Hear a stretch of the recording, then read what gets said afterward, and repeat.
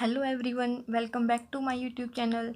तो अब तक हमने क्लास 12th कोऑर्डिनेशन केमिस्ट्री में क्या क्या देखा कि कोऑर्डिनेशन कंपाउंड क्या होते हैं, कोऑर्डिनेशन केमिस्ट्री क्या होती है, और उससे रिलेटेड फिर हमने कुछ एग्जांपल्स देखे थे। देन वर्नर थ्योरी, उसके पोस्टुलेट्स एंड उसकी कुछ ड्रॉबैक्स थे। फिर तो जो लास्ट वीडियो है उसमें हमने देखा था वैलेंस बॉन्ड थ्योरी।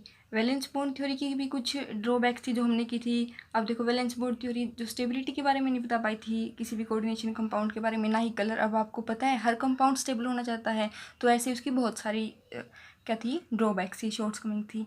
फिर हमें एक ऐसी थ्योरी मिली जिसने वर्नर थ्योरी और जो वैलेंस बॉन्ड थ्योरी है उसकी शॉर्ट्स कमिंग को कवर अप कर दिया। तो वो थ्योरी हमारे पास कौन सी है? Crystal field theory. जो हमने वैलेंस बॉन्ड थ्योरी की थी उसमें हमें पता है जो वैलेंस इलेक्ट्रॉन है वो कैसी बॉन्डिंग दिखाते हैं? Covalent bonding. लेकिन जो हमारे पास क्रिस्टल फील्ड थ्योरी है उसमें जो बॉन्डिंग होगी वो कैसी होगी? इलेक्ट्रोस्टैटिक। जो क्रिस्टल फील्ड थ्योरी है, क्रिस्टल फील्ड थ्योरी में कैसी बॉन्डिंग होगी? इलेक्ट्रोस्टैटिक। वैलेंस बॉन्ड थ्योरी में कैसी थी? Covalent bonding. तो इसके पोस्टुलेट देखते हैं हम। जो क्रिस्टल फील्ड थ्योरी है वो कहाँ पे अप्लाई होगी? हमारे पास आयनिक क्रिस्टल यानी कि आयनिक कंपाउंड पे अप्लाई होती है नॉर्मली जो क्रिस्टल फील्ड थ्योरी है। यानी कि हम किसके लिए यूज करते हैं क्रिस्टल फील्ड थ्योरी को? आयनिक कंपाउंड के लिए या आयनिक क्रिस्टल के लिए। इसमें क्या क्या इसके पोस्टुलेट्स है वो क्या है? Ligands are classified into two categories. यानी कि जो लिगेंड्स हैं उनको हम क्या नॉर्मली टू कैटेगरी में क्लासीफाइड कर सकते हैं। ठीक है, सबसे पहले क्या है? Point charges. पॉइंट चार्जेज क्या है? यानी कि जिसके ऊपर हमारे पास है जैसे नेगेटिव चार्ज है, और जो नेगेटिव चार्ज है उसको हम क्या बोलेंगे? लिगेंड्स। इसका एग्जांपल हमारे पास fluorine, chlorine, bromine, iodine, sulphur, OH negative, O2 negative. ठीक है, अब देखो इसमें जितने भी हमारे पास एग्जाम्पल दे रखे हैं हमने उसमें सबके ऊपर क्या है? नेगेटिव चार्ज है, तो ये कैसे एक्ट करेंगे? As a ligand. और एक हम कैसे बोल सकते हैं जो हमारे पास है, जो इसकी सेकंड कैटेगरी है, यानी कि इसमें क्या होंगे हमारे पास? पॉइंट डाइपोल्स और सिंपली डाइपोल्स है, जो हमारे पास कैसे होंगे? Neutral ligands. जैसे कि हमारे पास वाटर है, अमोनिया है, CO है, RNH3 एटसेट्रा। यानी कि क्या है, जो इसमें लिगेंड को टू टाइप्स में क्लासीफाइड कर दिया। एक तो पॉइंट चार्जेज होंगे यानी कि जिसके ऊपर नेगेटिव चार्ज हो वो लिगेंड, ये कुछ एग्जाम्पल्स हैं। और एक हमारे पास कैसे होंगे? न्यूट्रल लिगेंड, जैसे कि एग्जाम्पल, इसके ऊपर कोई चार्ज नहीं है। आगे क्या बोलते हैं कि negative end of the point dipole approach the metal cation. ठीक है, यानी कि जो भी हमारे पास लिगेंड है उसका नेगेटिव साइड होगा, जो नेगेटिव डाइपोल होगा वो क्या करेगा? मेटल कैटायन को अप्रोच करेगा, क्योंकि मेटल के पास हमारे पास कैसा चार्ज है? पॉजिटिव चार्ज है। लिगेंड के हमारे पास क्या है? नेगेटिव चार्ज है। दोनों क्या है? एक दूसरे के अपोजिट है। तो जो हमारे पास लिगेंड है किसको, जो नेगेटिव साइड हमारे पास लिगेंड की वो किसको अप्रोच करेगी? जो पॉजिटिव साइड है, सिंपली जो हमारे पास मेटल कैटायन है जो पॉजिटिव चार्ज होता है। जैसे कि हम इसका एग्जाम्पल देख सकते हैं। जैसे हमारे पास ये मेटल है, कोई इस पर N पॉजिटिव चार्ज है, और ये हमारे पास क्या है? एक सिंपली हमने लिगेंड ले रखा है। कौन सा ले रखा है हमने? जो हमारे पास कौन सा था? न्यूट्रल लिगेंड का एग्जांपल है वो H2 या सिंपली H2O। अब देखो इसका जो नेगेटिव पार्ट है कौन सा है? ये ऑक्सीजन वाला इसका नेगेटिव पार्ट है। तो जो इसका नेगेटिव पार्ट है लिगेंड का वो क्या करेगा? मेटल को अप्रोच करेगा। जो इसकी इंट्रैक्शन है उसको हम क्या बोल सकते हैं? आयनिक डाइपोल इंट्रैक्शन या simply electrostatic force of attraction. यानी कि जो मेटल है और जो लिगेंड है उसके बीच में कौन सी फोर्स ऑफ अट्रैक्शन होगी? Electrostatic. Electrostatic force of attraction between metal cation and ligand. आपको पता है हमारे पास जो 5D ऑर्बिटल्स हैं उसमें हमारे पास कितने ऑर्बिटल होते हैं? 5, यानी कि वो क्या क्या हैं? DX Y, DYZ, DZX, DX² minus Y² and DZ²। तो in free metal 5D orbitals are degenerate. Degenerate का मतलब क्या है? कि इनकी सेम एनर्जी होगी। अब आपको पता है कि जैसे हमारे पास ये क्या है? मेटल कैटायन है। आपको पता है हमारे पास क्या है? कोई मेटल कैटायन है, इसको लिगेंड कैसे कैसे अप्रोच कर सकते हैं? ये हमारे पास क्या है? लिगेंड्स हैं। ये जो लिगेंड का कौन सा पार्ट अप्रोच करता है मेटल कैटायन को? Negative part. ये जो लिगेंड है किसी मेटल को अप्रोच कर रहे हैं। अब देखो, अब लिगेंड मेटल को अप्रोच करेंगे, एक क्या है? नेगेटिव चार्ज है, एक पॉजिटिव चार्ज है। अप्रोच करेंगे तो हमारे पास क्या है? रिपल्शन होगी इनमें। क्या है? मेटल और लिगेंड में तो अट्रैक्शन होगी, लेकिन जो हमारे पास लिगेंड इनमें तो रिपल्शन होगी ना। तो अब देखो, आप इसको हम कैसे समझ सकते हैं इसके पोस्टुलेट्स को, जो आगे हम किसी भी एग्जाम्पल को सोल्व करेंगे तब काम आएंगे। आपको पता है कि हमारे पास जो मेटल कैटायन है, आपको पता है जो हमारे पास डी ऑर्बिटल उसमें हमारे पास क्या है? 5 आपको पता है जो हमारे पास है डी ऑर्बिटल है उसमें क्या होते हैं, हमारे पास 5 ऑर्बिटल्स होते हैं। क्या होते हैं, D X Y, D Y Z, D Z X. ठीक है, उनको हम कैसे, उनकी क्या है जो एनर्जी है वो सेम होती है, यानी कि जो हमारे पास ऑर्बिटल क्या होते हैं, डीजेनरेट। ये हमारे पास डी ऑर्बिटल है, D X Y, D Y Z, D Z X, D X square minus Y square, D Z square. ये क्या है हमारे पास सिंपली क्या है, ग्राउंड स्टेट में। ठीक है, इनकी क्या है, ये डीजेनरेट है। डीजेनरेट का मतलब आपको पता है कि इनकी एनर्जी क्या है, सेम है। लेकिन जब लिगेंड है हमारे पास वो मेटल को अप्रोच करेगा तो कुछ ना कुछ रिपल्सन होता है। जो रिपल्सन होगा तो इनकी एनर्जी है क्या है, वो कुछ ना कुछ उसमें चेंज आएगा। ठीक है, वो क्या करेगी, डिक्रीज करेगी, या क्या बोल सकते हैं, फ्लक्चुएट करेगी। ठीक है, तो क्या जैसे एनर्जी है हमारी वो डिक्रीज भी कर सकती है, इंक्रीज भी कर सकती है, यानी कि फ्लक्चुएट हो गई एनर्जी। अब देखो यहाँ पे हमारे पास जो डी ऑर्बिटल्स थे वो क्या थे, डीजनरेट थे। लेकिन जब लिगेंड ने मेटल को अप्रोच किया तो एनर्जी फ्लक्चुएट की, तो हमारे पास क्या है, कुछ एनर्जी इंक्रीज की। इसके बाद ये जो यहाँ पे हमारे पास ऑर्बिटल है वो क्या है, हमारे पास है नॉन डीजनरेट। Non degenerate. अब देखो जब ये यहाँ पे इनकी एनर्जी पांचों जो हमारे पास ऑर्बिटल्स हैं उनकी एनर्जी क्या है, फ्लक्चुएट होकर, यानी कि या हो सकता है इंक्रीज करे या डिक्रीज करे, तो यानी कि अलग होकर यहाँ पे आ गई। तो इस तरह आपको पता है जो हमारे पास डी ऑर्बिटल है उसमें हमारे पास जो 2 ऑर्बिटल है वो होते हैं हमारे पास एक्सियल, एंड 3 क्या होते हैं, नॉन एक्सियल। वो आपको पता ही होगा। जैसे हमारे पास D X square minus Y square को आप कैसे डिनोट कराते हो नॉर्मली, ये हमारे पास वाई एक्सिस है, ये हमारे पास एक्स एक्सिस है। तो हम इसको कैसे शो करते हैं, ये एक्सियल है ना। और जैसे हमारे पास डी जेड स्क्वेयर है उसको आप कैसे दिखाएंगे,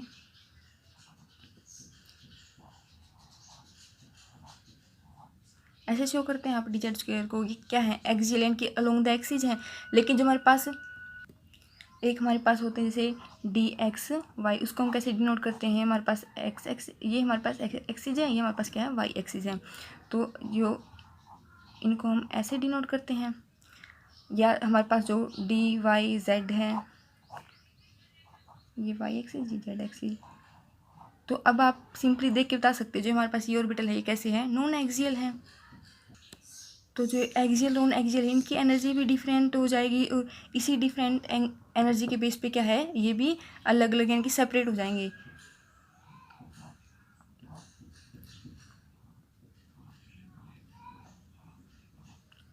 ये हमारे पास हो गए D X Y, D Y Z, D Z X. ये D X square minus Y square, D Z square. जो ये वाले ऑर्बिटल हैं इनको हम क्या बोल देते हैं, ईजी, और इनको हम क्या बोल देते हैं, T2Z। अब देखो जो इनके जो ये वाले ऑर्बिटल हैं और ये वाले, इनके बीच में क्या है, कुछ एनर्जी डिफरेंस है। ठीक है, इनकी एनर्जी है वो इनमें कुछ ना कुछ अलग होगी। जैसे ये वाले हैं इनकी एनर्जी क्या होगी, हाई, इनकी एनर्जी क्या होगी, लो। इनकी एनर्जी है वो लो है, और जो ये वाले इनकी एनर्जी क्या है, हाई है। तो जो ये ऑर्बिटल्स हैं high energy and low energy, इन्हीं एनर्जी के डिफरेंस को हम क्या बोल देते हैं, एनर्जी गैप। और जो ये होता है हमारे पास सेंटर, इसको हम क्या बोलते हैं, बैरी सेंटर। बैरी सेंटर। और जो एनर्जी के बेस पे ऑर्बिटल्स का स्प्लिट होना, इसी को हम क्या बोलते हैं, क्रिस्टल फील्ड स्प्लिटिंग थ्योरी। और जो इसकी हेल्प से हम कैलकुलेट करते हैं एनर्जी को, उस एनर्जी को क्या बोलते हैं, क्रिस्टल फील्ड स्प्लिटिंग एनर्जी। देखो ये हमारे पास कौन से हैं ऑर्बिटल्स, कौन से हैं, एक्सियल। ये कौन से हैं, नॉन एक्सियल। जब ligand along the axial metal को अप्रोच करेंगे तो हमारे पास रिपल्सन कहाँ होगी, ज़्यादा एक्सियल ऑर्बिटल में। तो हाई एनर्जी किसकी होगी, हमारे पास जो एक्सियल ऑर्बिटल है। अगर हमारे पास जो लिगेंड है along the non axial approach करें तो हाई एनर्जी किसकी होगी, हमारे पास जो ये वाले ऑर्बिटल है। तो जो ये वाले ऑर्बिटल है क्या होंगे, यहाँ पे चले जाएंगे, और जो हमारे पास एक्सियल वाले हैं वो यहाँ पे आ जाएंगे। ठीक है, इनको हम किन की हेल्प से देखेंगे, आपको पता ही हमारे पास नॉर्मल स्ट्रक्चर कितने टाइप की होती हैं, 3 टाइप्स की होती हैं। Octahedral, tetrahedral and square planar, तो उनकी हेल्प से हम देखेंगे कि इनको हम कैसे कैसे रख सकते हैं। आपको पता है स्ट्रक्चर कौन सी होती है हमारे पास? Octahedral, tetrahedral and square planar. तो सबसे पहले हम क्या देखते हैं, जो ऑक्टाहेड्रल स्ट्रक्चर है उसके लिए हमारे पास जो क्रिस्टल फील्ड थ्योरी की हेल्प से कैसे कैलकुलेट करेंगे क्रिस्टल फील्ड स्प्लिटिंग एनर्जी, तो उसके लिए पहले हम डायग्राम देखते हैं। तो आपको पता है हमारे पास क्या है, ये 5 ऑर्बिटल हैं। कौन सी है? ये डी ऑर्बिटल है। आपको पता है यहाँ पे ग्राउंड स्टेट है, यानी कि हमारे पास जो एनर्जी है यहाँ पे कौन सी है? डीजनरेट फॉर्म में है एनर्जी यहाँ पे। लेकिन जब जो हमारे पास लिगेंड है वो मेटल को अप्रोच करेगा तो जो इसकी एनर्जी है क्या होगी? फ्लक्चुएट होगी। तो हमारे पास क्या होगा? एनर्जी में डिफरेंस आएगा लिगेंड के अप्रोच करने के बाद मेटल को। फिर उसके बाद अब देखो, आपको पता है जो हमारे पास ऑक्टाहेड्रल है स्ट्रक्चर वो कैसे होती है? ये मेटल है, सॉरी। आपको पता है जो हमारे पास ऑक्टाहेड्रल स्ट्रक्चर है वो ऐसे होती है, यानी कि ये कैसे हमारे पास एक्सियल है, ये हमारे पास वाई एक्सिस होगी, ये हमारे पास जेड एक्सिस होगी, और हमारे पास ये वाई एक्सिस, ये जेड एक्सिस, ठीक है। यानी कि एक्सिस के अलोंग है, तो हमारे पास जो ऑक्टाहेड्रल है उसमें जो लिगेंड है वो कैसे अप्रोच करता है? Along axis. तो हम क्या बोल सकते हैं, जब स्ट्रक्चर ऑक्टाहेड्रल होगी अलोंग एक्सियल, तो हमारे पास जो एक्सियल ऑर्बिटल है वो कौन सी होती है? D X square minus Y square and D Z square. तो हमारे पास ये वाले ऑर्बिटल जो एक्सियल है वो क्या होंगी? उनकी एनर्जी हाई होगी, हाई एनर्जी। तो यहाँ पे लाइक करेंगे जो हमारे पास नॉन एक्सियल लिगेंड है, जो हमारे पास नॉन एक्सियल लिगेंड है इनकी D X Y D Y Z D Z X, जो हमारे पास नॉन एक्सियल लिगेंड है वो कहाँ पे? बिलो लाई करेंगे, क्योंकि इनकी एनर्जी है वो क्या है? लेस है, लेस एनर्जी। अब देखो ये हमने किसके लिए देखा? ऑक्टाहेड्रल के लिए। ऐसे ही हम देखेंगे टेट्राहेड्रल स्ट्रक्चर के लिए। आपको पता है जो हमारे पास टेट्राहेड्रल स्ट्रक्चर है वो कैसे होती है? ये कोई मेटल है, ये हमारे पास क्या है? इसमें लिगेंड। अब इसमें आप सिंपली देख के बता सकते हो क्या लिगेंड एक्सियली अप्रोच कर रहे हैं?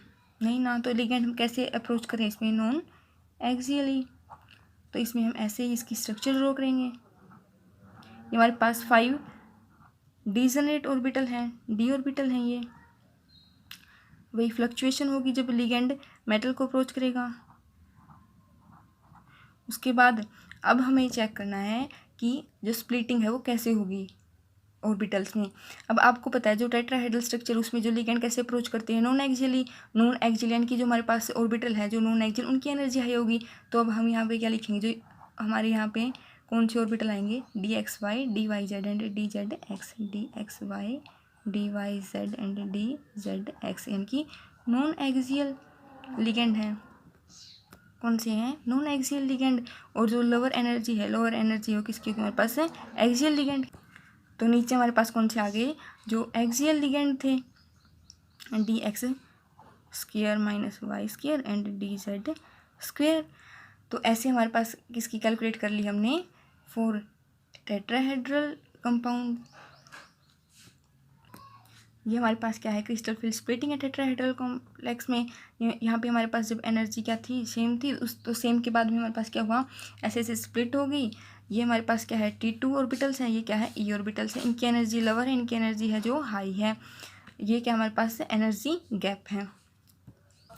और जब हम इसमें इसकी crystal field splitting energy calculate करने के लिए क्या करेंगे? जैसे कि जितने इसमें हमारे पास इलेक्ट्रॉन आएंगे T2 साइड में, तो जितने नंबर ऑफ इलेक्ट्रॉन होंगे T2 जो हमारे पास ऑर्बिटल है तो उसको हम किससे मल्टीप्लाई करेंगे? हम यूनिट्स डी क्यू ले रहे हैं तो हम 4 से मल्टीप्लाई करेंगे। अगर हम ये डेल्टा टी की फॉर्म में ले रहे हैं यूनिट तो 0.4 से मल्टीप्लाई करेंगे। ऐसे ही अगर हमारे पास इनमें इलेक्ट्रॉन्स हैं हम crystal field splitting energy calculate करने के लिए क्या करेंगे? इसको किससे मल्टीप्लाई करेंगे? -6 डी क्यू से या -0.6 डेल्टा टी से। ये ऐसे हमारे पास ऑक्टाहेड्रल कॉम्प्लेक्स के लिए है।